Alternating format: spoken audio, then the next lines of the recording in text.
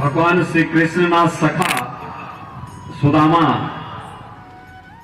અને રાષ્ટ્રપિતા મહાત્મા ગાંધીની જન્મભૂમિ પોરબંદરની જનતા જનાર્દનને મારો જય શ્રી કૃષ્ણ। भगवान श्री कृष्ण के बाल सखा सुदामा की इस पावन धरा को मैं नमन करता हूं। भारत की आजादी को सत्य अहिंसा के मार्ग का अनुसरण करते हुए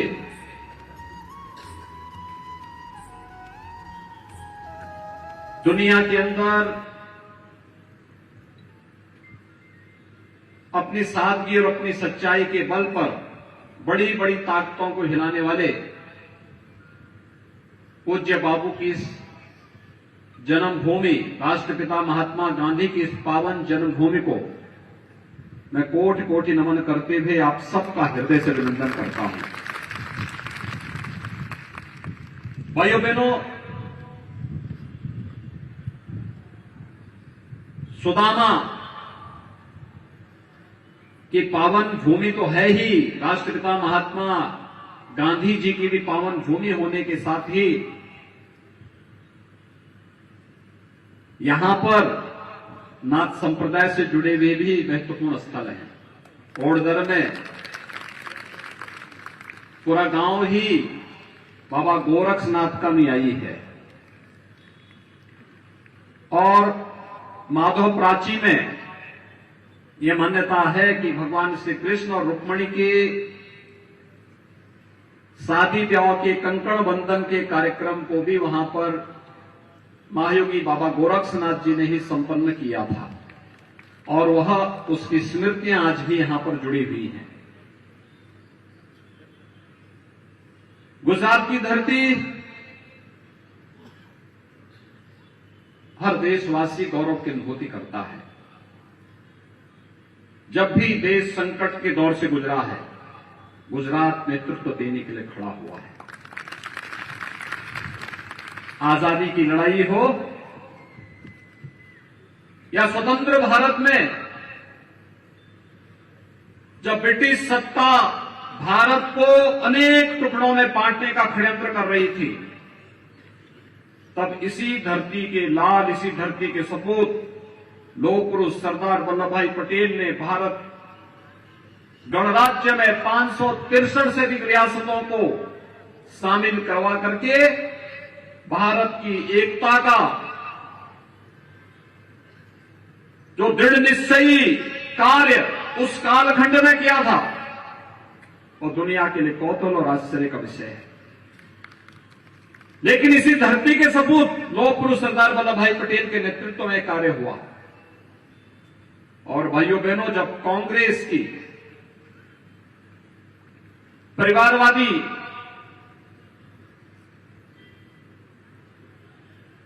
सत्तालोलुप भ्रष्ट सरकार के कारण पूरे देश के अंदर अविश्वास का माहौल पैदा हो गया था, राजनीति को लोग अविश्वसनीय तरीके से देख रहे थे, भारत की प्रतिष्ठा वैश्विक मंच पर गिर चुकी थी, आंतरिक और बाह्य सुरक्षा तार-तार हो चुकी थी, देश के अंदर आतंकी घटनाएं, नक्सलवाद की घटनाएं चरम पर थी, आम जन भ्रष्ट और उस समय की सत्तालोलुप सरकारों के खिलाफ जब आंदोलन करने के लिए सड़कों पर उतारू था, तब देश को नेतृत्व देने के लिए इसी गुजरात की माटी से श्री नरेंद्र भाई मोदी जी देश का नेतृत्व संभालने के लिए आए थे। और विगत 8.5 वर्ष के अंदर आपने देखा होगा, मोदी जी के नेतृत्व में गुजरात ने विकास की यात्रा को आगे बढ़ते हुए देखा है।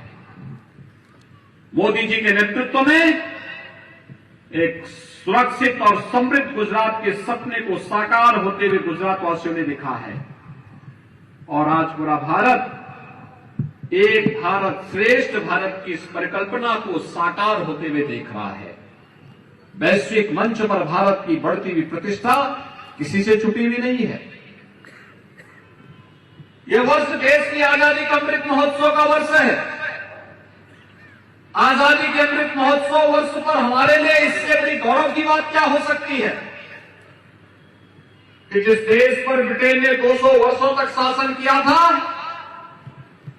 आज उस ब्रिटेन की अर्थव्यवस्था को पछाड़ करके मोदी जी के नेतृत्व में भारत दुनिया की 5वीं अर्थव्यवस्था बना है। दुनिया के 20 प्रमुख देश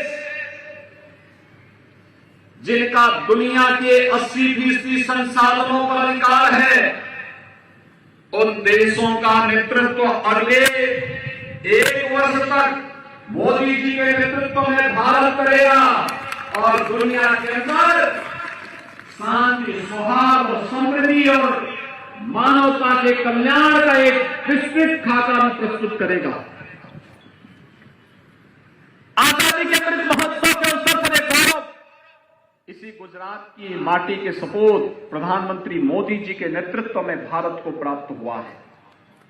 भाइयों बहनों, 2014 के पहले जिसकी मर्जी आती थी वो भारत के अंदर घुस करके बम विस्फोट करता था, आतंकी घटनाओं को अंजाम देता था। आज किसी आतंकी संगठन का दुस्साहस नहीं कि भारत के अंदर घुस करके किसी आतंकी घटना को अंजाम दे सके। किसी देश की हिम्मत नहीं कि टेढ़ी नजरों से भी भारत की सुरक्षा को देख सके।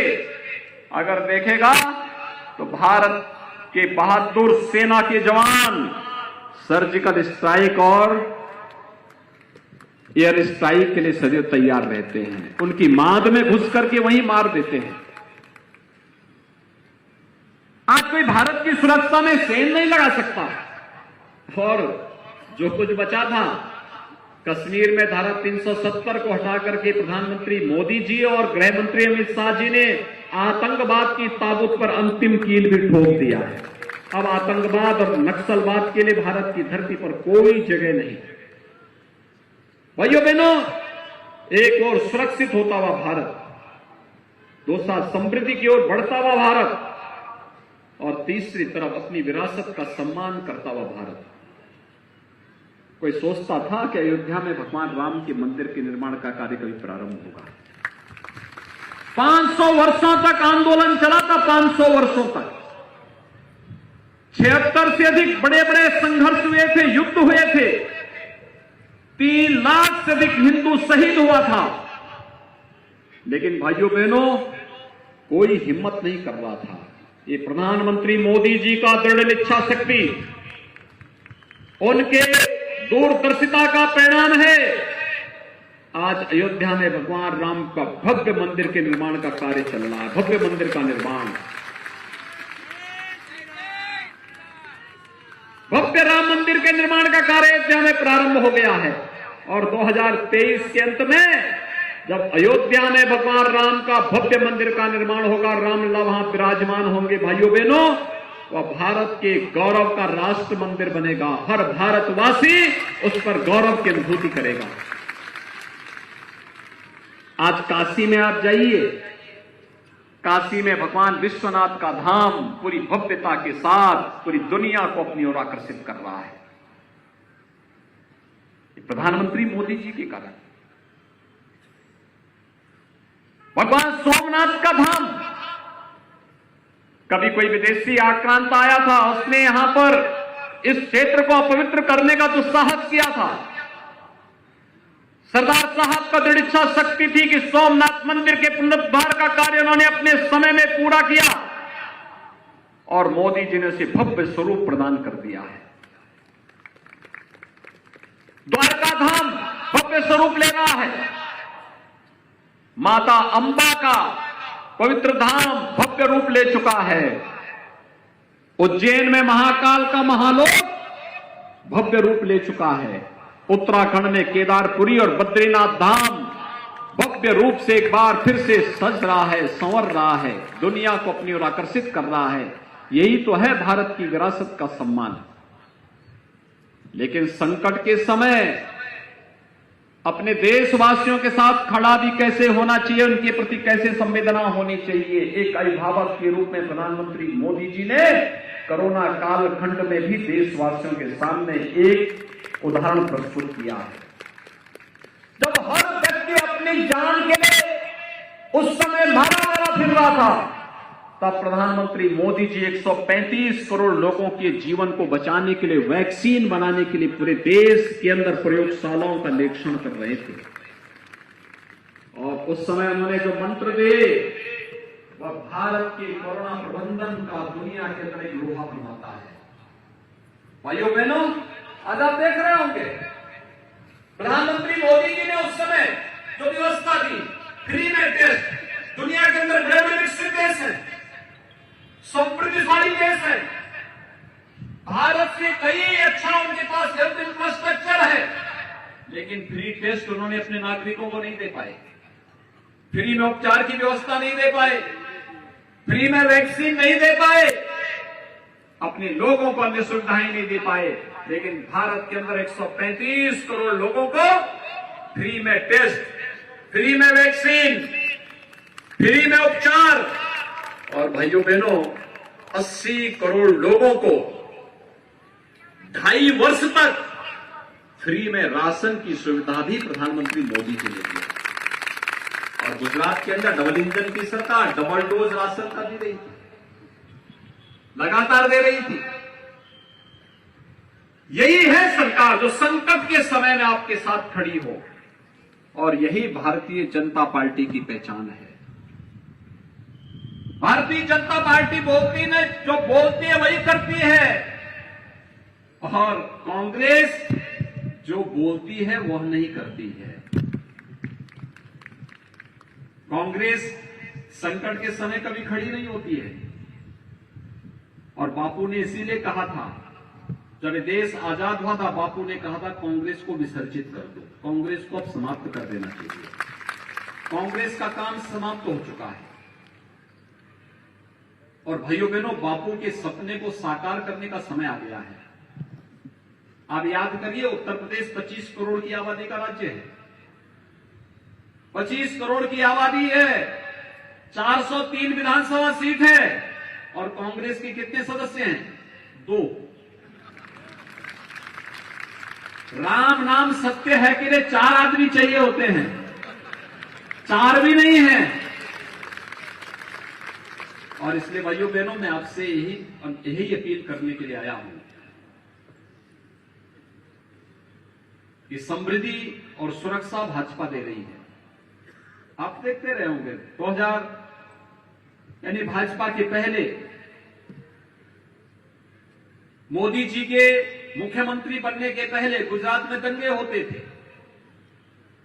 कर्फ्यू लगता था, आतंकी घटनाओं को अंजाम दिया जाता था।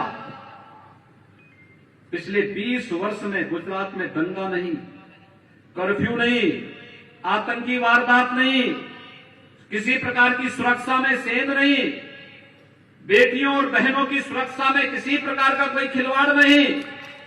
गुजरात विकास का एक मॉडल बना है, सुरक्षा का एक मॉडल बना है, पावर सरप्लस स्टेट के रूप में देश के सामने और दुनिया के सामने एक मॉडल बना है।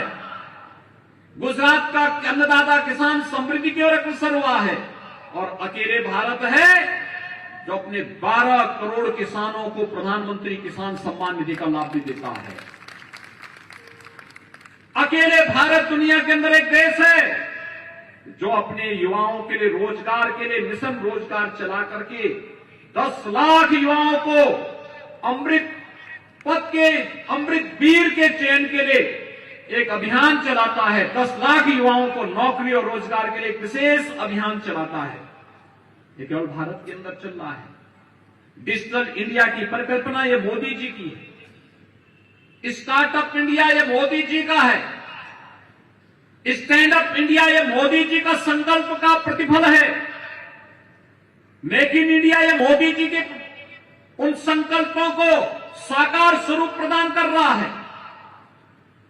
हर घर नल की योजना ये मोदी जी की परिकल्पना का आधार है। और भाइयों बहनों, जो ये कनेक्टिविटी इतनी अच्छी हुई है, कितने अच्छे हाईवे हैं, कितने अच्छे एयर कनेक्टिविटी है, पोर्ट के निर्माण हो रहे हैं, हर गरीब के लिए उसकी सुविधा का लाभ उसे उपलब्ध कराया जा रहा है। हर गरीब के लिए आवास की सुविधा हो, स्वच्छ भारत मिशन के अंतर्गत उसके घर में शौचालय निर्माण का कार्य हो, विधवा महिलाओं के लिए विधवावस्था पेंशन, वृद्धजनों के लिए वृद्धजन पेंशन, दिव्यांगजनों के लिए दिव्यांगजन पेंशन की सुविधा का लाभ दिया जा रहा है। गो संरक्षण के लिए अनेक कदम उठाए जा रहे हैं। और उन स्थितियों में प्रश्न ये उठता है भाइयों बहनों कि अगर कोरोना कालखंड में कांग्रेस होती तो भाइयों बहनों उपचार का पैसा भी और वैक्सीन का पैसा भी ये खा जाते हैं। कोरोना कालखंड में क्या कांग्रेस के भाई बहन आपका हालचाल लेने के लिए आए थे क्या? मैं आपसे पूछना चाहता हूं, क्या दोनों भाई बहन आपका हालचाल लेने के लिए आए थे? आएंगे भी नहीं, क्योंकि जब देश में संकट होता है तब भाई बहन को नानी नाना का घर याद आता है, तब उन्हें इंडिया नहीं इटली याद आता है। आपने देखा होगा इस समय कांग्रेस के नेता भारत जोड़ो यात्रा में निकले हैं और भारत जोड़ो यात्रा का एक अद्भुत नमूना यह भी देखने को मिला कि उनकी एक सभा में राष्ट्रगान की बात हुई और राष्ट्रगान के दौरान फिल्मी धुन बजने लग गया, फिल्मी गानों का धुन बजने लग गया। यानी बड़ी अजीब सी स्थिति है। क्या इनके रहते हुए कश्मीर में धारा 370 हट पाती? आपको लगता है क्या कश्मीर में धारा 370 कांग्रेस हटा पाती? और अयोध्या में राम मंदिर का निर्माण कांग्रेस कर पाती? भाइयों बहनों, न वो संकट के समय आपके साथ में है, न वे आपकी आस्था का सम्मान कर सकते हैं, न आपको सुरक्षा ही दे सकते हैं, तो फिर उनको चुनाव जिता करके अब करेंगे क्या? एक कहावत है हिंदी में और वह है कि अपने लिए स्वयं अपना दुश्मन पाल लेना।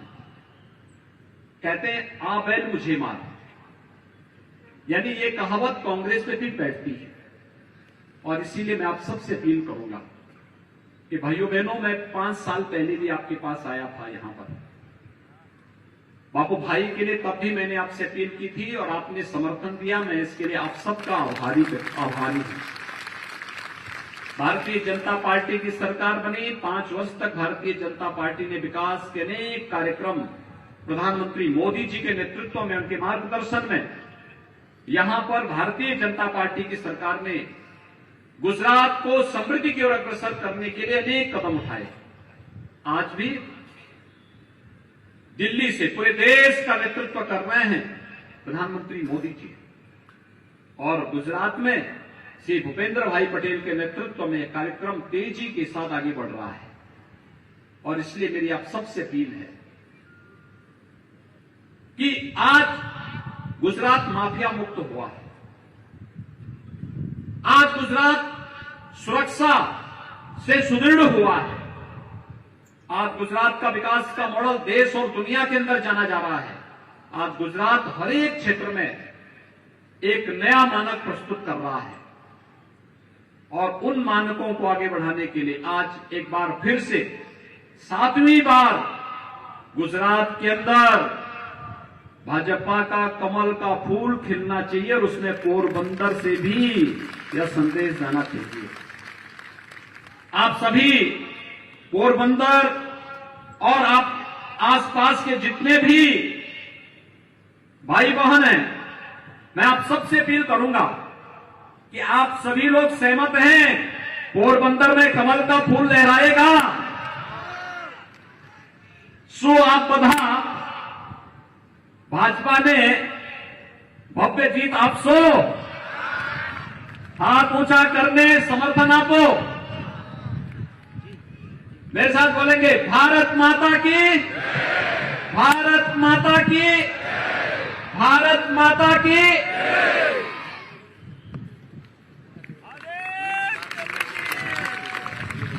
खत्म हो गया। हेलो, हाँ, वो वहीं से था, वहीं से था।